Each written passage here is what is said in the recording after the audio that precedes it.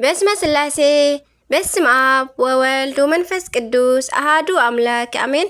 ሰላም እግዚአብሔር አምላክ ምስ ኩላትኩም ይኹን። ስድራ እግዚአብሔር አምላክ ከመይ ውዒልኩም? ኣነ እግዚአብሔር ይመስገን። ክብሪ ይስፋሕ መድኃኔ ዓለም ኣቦይ ከምቲ ኣነ ጽቡቕ ዝውዓልኩ ድማ ጽቡቕ ውዕልኩም ክትኮኑ ናይ ኩሉ ግዜ ተስፋይን ትምኒተይን እዩ። አሜን። ስንክሳር ዘወርሃ ጉንበት ዕለት እስራ ቅዱስ ዮሐንስ ሓጺር ወርሓዊ በዓል እዩ። ስንክሳር ዝሰምዕ ዘንብብ ፍቕሪ ጎይታ ኣብ ልቡ ይዕንብብ። ሓለዋን ጸሎትን ተራዳእነትን ናይ ቅዱሳን ድማ ይረክብ። ዝክረ ጻድቅ ለዓለም ይሄሉ ዝኽሪ ናይ ጻድቅ ንዓለም እዩ ዝነብር። ካብ ኩሉ ክፉእ ዘበለ ክትድሕኑ ድማ ንቅዱሳን ተማሕፀኑ አሜን። በስመ አብ ወወልድ ወመንፈስ ቅዱስ አሃዱ አምላክ አሜን። ወላዲተ አምላክ መብርሃን አደይ ልሳን አንደበት ኩነኒ። ዒስራ ጉንበት እንኳዕ ናብ መናኒ መንግስት ቅዱስ አፄ ካሌብ ንጉስ ኢትዮጵያ ዓመታዊ ናይ ዕረፍቲ በዓል ብሰላም አብፅሐኩም አብፅሐና አሜን። መናኒ መንግስት ንጉስ ካሌብ ንቅዱሳን ንጉስን አፄ ካሌብ ኣብ ዓለም ዘለዎ ኣብያተ ክርስቲያናት ብዓብይ የኽብረኦ። ኣብ ውሽጢ ኢትዮጵያ ግን ኣብ ኣክሱም ኣከባቢ እንተዘይኮይኑ ስሞም ከይተረፉ እንዳተረስዐ ይመስለኒ። ነገር ግን ውዕለታኡን ምናኔኡን ቅድስናኡን ዘይርሳዕ እዩ እሞ ኣሽንኳይዶ እኳ ብእምነት ዝመስሉና ይትረፍ ናይ ምብራቅ ኦርቶዶክሳውያን ካቶሊክ ዓመታዊ በዓሉ ብወርሒ ጥቅምቲ የኽብርዎ እዮም። ካብ ናይ ኣክሱም ነገስታት ብሓይሉ ኮነ ብሃይማኖታዊ ቅዱስንኡ አፄ ካሌብ ዋና እዩ። እዚ ቅዱስ ዝነገሰ ብ485 ዓመተ ምህረት ኣከባቢ ክኸውን ከሎ ስጋብ 515 ዓመተ ምህረት ኣብ ዝፋኑ ጸንሐ።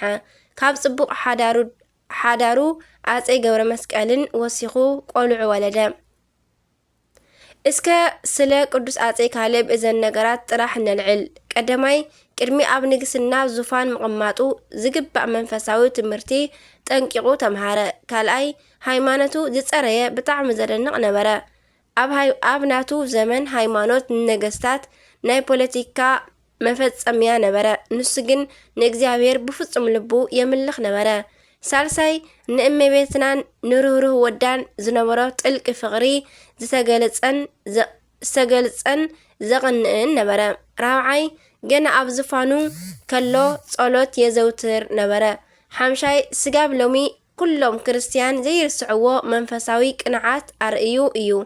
እዚስ ከመይ እዩ እንተበሉ ኣብቲ ወቕቲ ዓመፀኛ ናይ ኣይሁድ መራሒ ፊንሃስ ኣብ ውሽጢ ሃገረ ናግራን ናይ ሕጂ የመን ዝነበሩ ክርስቲያን ንክርስቲያን ክሓድ ብዝብል ጨፍጨፎም እሞ ነታ ከተማ ን40 መዓልቲ ብእሳት አንደዳ። ዜናኡ ኣብ ሙሉእ ዓለም ምስ ተሰምዐ ብዙሓት እኳ እንተሓዘኑ ዝተረፉ ግን ከድሕኖም ዝፈተነ ሰብ ኣይነበረን። ቅዱስ አፄ ካሌብ ግን እቲ ዝኾነ ነገር ምስ ሰምዐ ናብ ውሽጢ ቤተ ክርስቲያን ኣትዩ ብግንባሩ ሰገደ። ናብ ፈጣሪኡ ከዓ ጸለየ።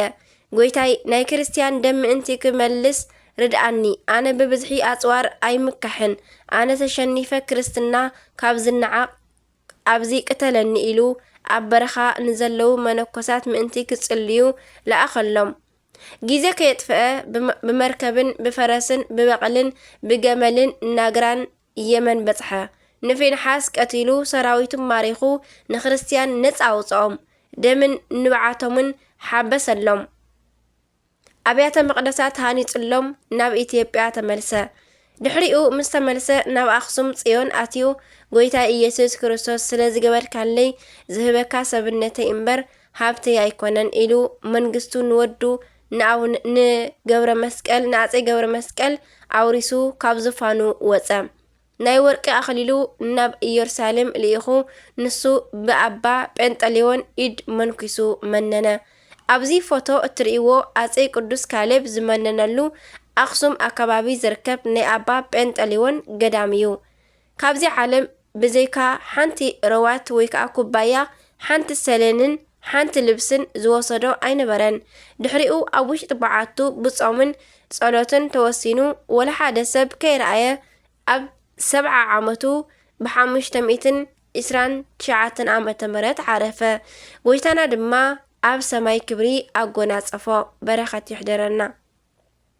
ንቅዱስ አፄ ካሌብ ዝተለመነ አምላኽ ንዓና እውን ይለመነና ብናይ ጻድቕን ንጉስን ጸሎት ካብ መከራ ዘበለ ኩሉ ይሰውረና አሜን።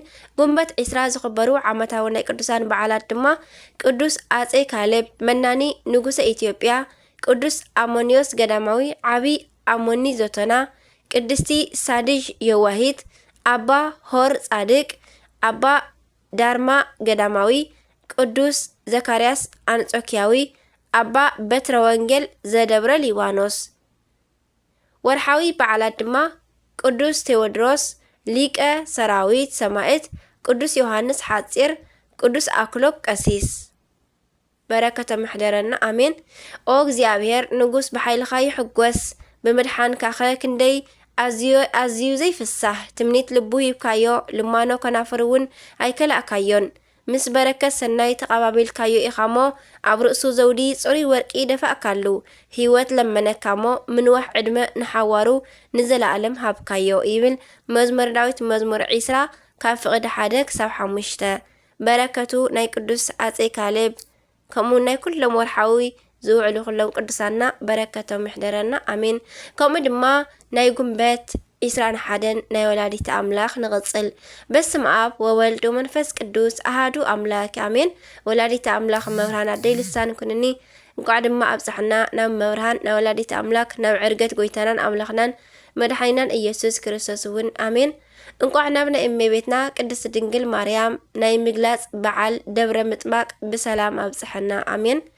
ደብረ ምጥማቅ ናይ አርያም ንግስቲ ናይ ሰማይን ምድርን እመቤት ናይ ሰብነትና መመክሒት ቅድስቲ አዴና ድንግል ማርያም በዚ ዕለት ኣብ ምድረ ግብፂ ንተኸታታሊ መዓልትታት ተገልጸት። ጥንተ ነገርኸ ከመ እዩ እንተበሉ ንስማ ፀዋውዕኡ ስግደት ይኹኖሞ ጎይታናን አምላኽናን መድሓኒናን ኢየሱስ ክርስቶስ ናብ ምድሪ ግብፅን ኢትዮጵያን ኣብ ዝተሰደደ ጊዜ ምስ ድንግል አዲኡ ምስ ዮሴፍን ሰሎሜን ሎሚ ደብረ ምጥማቅ ኣብ እትበሃል ቦታ ይዕሪፉ ነበረ። ነቲ ቦታ ባሪኹ ንዘለዓለም ንዓኺ መግለፂት ትኹን ኢሉ እውን ቃል ኪዳን ኣትዩላ ነበረ። ግዚኡ ምስ በፅሐ ደብረ ምጥማቅ ተገዲማ ናይ ብዙሓት መነኮሳት ቤት ኮነ። እመቤትና ድማ ብናይ ወዳ ፍቓድ ጉንበት ዕለት 21 ኣእላፍ መላእኽትን ጻድቃን ሰማዕታትን ኣኸቲላ መጸት። ኣብኡ ድማ ህዝበ ክርስቲያን ኣህዛብን ተኣኪቦም ንሓሙሽተ መዓልቲ ምስ እመብርሃን ይቕንዩ።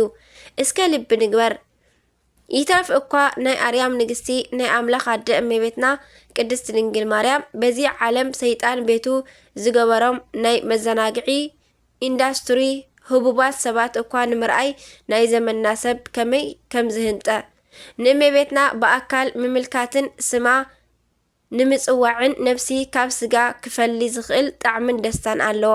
ግን እዚ ንዝግብኦን ንዝተዓደሎን ጥራሕ እዩ ዝኸውን።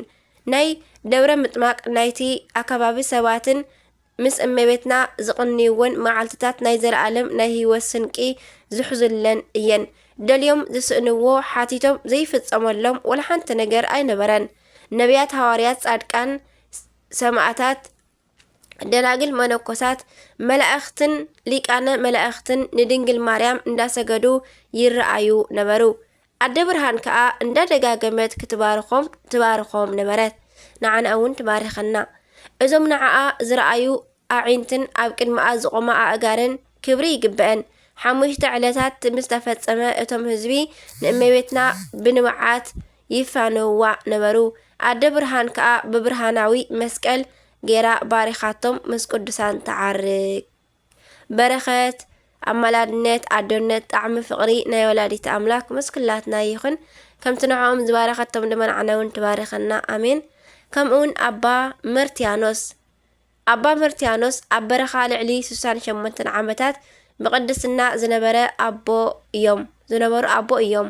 ሰይጣን ነዞም ኣባ ፊት ንፊት ተዋጊኡ ከውድቆም ስለ ዘይከኣለ ብዝሙት ብዝተለኸፋ ኣዋልድ የሸግሮም ነበረ።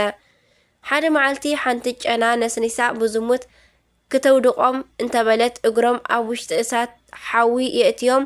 እግሮም እናተቃጸለ በቲ ዝወፀ ጨና ኣጋነንቲ ኣርሓቑ።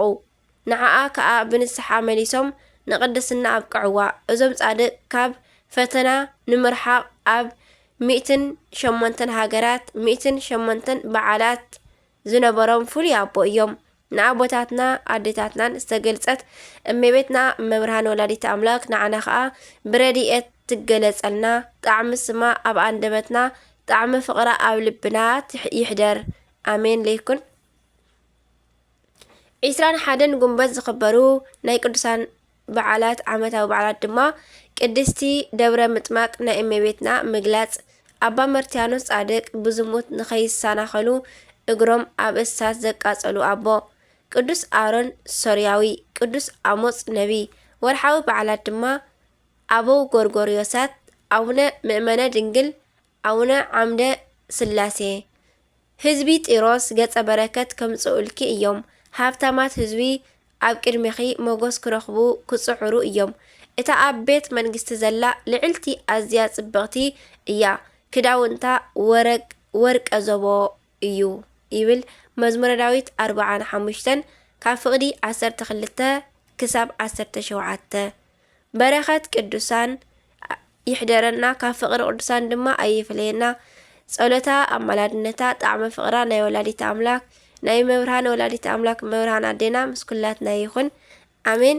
ዝወደቐ ዝነጠበ ቃል ኮነ ዜማ ድማ ብኣፈ ቅዱሳን ድጓን መላእክት ተኣርመለይ ኣሜን ኣሜን ወኣሜን ይበሉ ኩሎም መላእክቲ ሰማይ ኣሜን። አቡነ ዘበሰማያት ይትቀደስ ስምከ ትምጻእ መንግሥትከ ወይኩን ፈቃድከ በከመ በሰማይ ከማሁ በምድር ሲሳየን ዘለለ ዕለትነ ሀበነ ዮም ህድግ ለነ አበሳነ ወጀጋየነ ከመ ንሕነኒ ንህድግ ገዛ አበሰረነ ኢታብአነ እግዚኦ ዝተመንሶት አላትነነ ወባልሃነን ኩሎኪ እስመ ዚአከ ይእቲ መንግስት ኃይሉ ስብሐት ለዓለመ ዓለም አሜን። በሰላም ቅዱስ ገብርኤል መልአክ ኦ እግዝእትየ ማርያም ሰላም ለኪ ድንግል በህሊናኪ ወድንግል በስጋኪ እመ እግዚአብሔር ጽባኦት ሰላም ለኪ ቡሩክት አንቲ እምአንስት ወቡሩክ ፍሬ ከርሥኪ ተፈሥሒ ፍሥሕት ኦ ማርያም ምልዕተ ጸጋ ምልዕተ ውዳሴ ምልዕተ ሞገስ ምልዕተ ኩሉ እግዚአብሔር ምስለኪ ሰአሊ ወጸሊ ምህረተ በእንቲአነ ምህረተ ኩሉ ዓለም ምህረተ ምድራቅ ዝታበ ፍቅር ወልድኪ ኢየሱስ ክርስቶስ ከመይ ይስራልና ኃጣውኢነ ተማኅፀነ ክዳንቺ አሜን። ስብሐት ለእግዚአብሔር ወለወላዲቱ ድንግል ወለመስቀሉ ክቡር አሜን አሜን ለይኩን።